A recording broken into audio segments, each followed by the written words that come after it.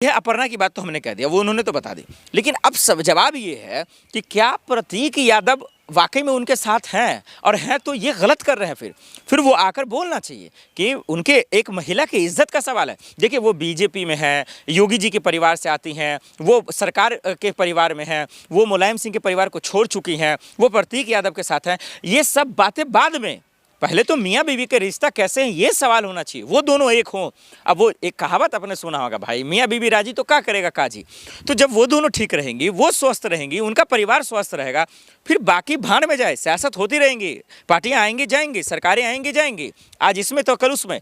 लेकिन अब इस चीज़ को दुरुस्त प्रतीक यादव को करना चाहिए, और नहीं तो अगर ये गलत है और अगर वाकई में अनबन है, अगर दोनों के रिश्ते में दरार है, अगर दोनों के रिश्ते में कुछ ठीक नहीं है, तो फिर तो बात अलग है, दोनों को अपनी अपनी बात रखनी चाहिए। और जो कानूनी कार्रवाई होती है, अगर तलाक लेना है तो तलाक ले, वो एक अलग खबर है, वो एक अलग बात है। लेकिन अगर ऐसा नहीं है तो जो इन लोगों की खबरों में आग लगा रहा है, जो राजनीति कमाई के लिए, राजनीति फ़ायदे के लिए, सियासत के लिए अगर ये ऐसा कोई कर रहा है, तो फिर उन पर कार्रवाई होनी चाहिए। एफआईआर दर्ज कर उन तमाम लोगों को जेल में डालना चाहिए जो सोशल मीडिया को हैक किया, क्योंकि आए दिन स्कैम हो रहे हैं, आए दिन फ्रॉड हो रहे हैं, और इसको नहीं सरकार रोक पा रही है, उसमें तो नाकाम है ही है। अरे कम से कम कोई रिश्ते को तोड़ रहा है तो उसमें तो कामयाब हो जाओ। ये तो बड़ा सवाल योगी पुलिस से होगा, योगी प्रशासन से होगा, योगी जी के ही लॉ एंड ऑर्डर से होगा। और जिसके जो है दरअसल सदस्य या फिर उन पार्टी के हिस्सेदारी में तो अपर्णा जी भी आती हैं, वो भी बोल सकती हैं, उनको देना चाहिए। और अगर नहीं संभाल पा रहे हैं, नहीं संभल पा रहा, तो नैतिकता के आधार पे ही छोड़ दीजिए बीजेपी पार्टी। अपर्णा जी, मैं आपसे रिक्वेस्ट करता हूं कि छोड़ दीजिए बीजेपी पार्टी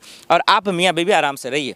तो मैं प्रतीक यादव से कह रहा हूं कि अगर आप तलाक देने जा रहे हैं या देना चाहते हैं, जैसा कि आपने कहा कि जो है मेरे परिवार को बर्बाद करना चाहती हैं, वो स्वार्थी हैं, वो झूठी हैं अपर्णा यादव जी, तो फिर भाई अपर्णा जी ने तो बयान दे दिया, वो तो कह रही हैं कि हम सब कुछ ठीक है, और ठीक है तो अच्छी बात है, फिर बात यहाँ पर ख़त्म।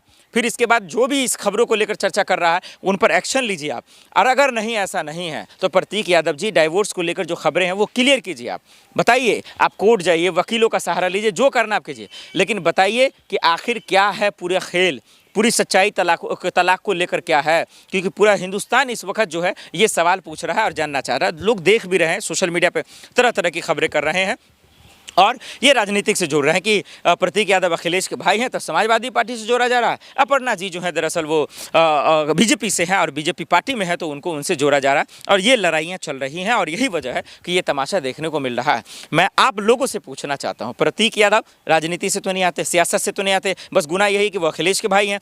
अपर्णा जी भी जो है वो चली बीजेपी में चले गए तो राजनीतियाँ सारी हैं, लेकिन इन दोनों के उलट या उन दोनों से अलग तो उनका अपना भी परिवार है ना, अपना भी रिश्ता है ना। उनको कोई तोड़ना चाह रहा है तो उनकी जगह तो जेल में ही होना चाहिए। अपर्णा जी ने खोलकर अपनी बातें रख दी है, अब बारी है प्रतीक यादव की। प्रतीक यादव जी क्लियर कीजिए, उनको आकर अपनी बात रखना चाहिए, उनको आकर पूरी सच्चाई सौंप देना चाहिए देश के हवाले, क्योंकि ये जनता और जनता की अदालत फैसला करती है कि कौन सच्चा कौन झूठा। नहीं तो यूपी में हमने बहुत एसडीएम की खबरें देखी हैं, हमने बहुत वो खबरें देखे हैं तलाक वाली। भगवान न करे कि किसी का तलाक हो, क्योंकि हमारा आप जानते हैं कि इस देश में वैसे ही रिश्ता कमजोर है, वैसे ही लोग खोखले हो चुके हैं, वैसे ही लालच में लोग एक दूसरे का मर्डर कर रहे हैं।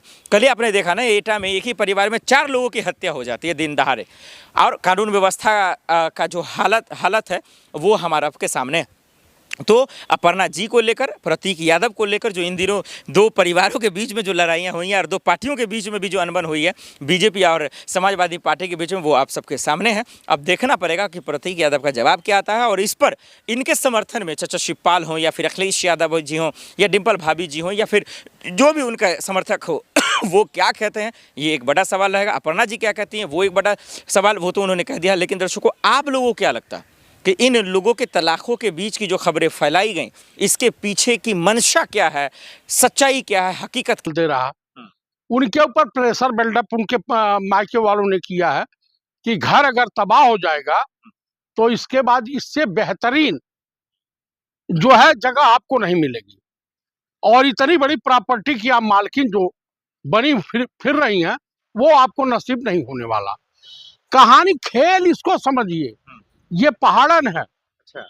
और ये योगी जी की रिश्तेदार भी है। तो कुल मिलाकर के अपर्णा ने प्रतीक यादव के पीठ में खंजर घोंपने का काम किया है।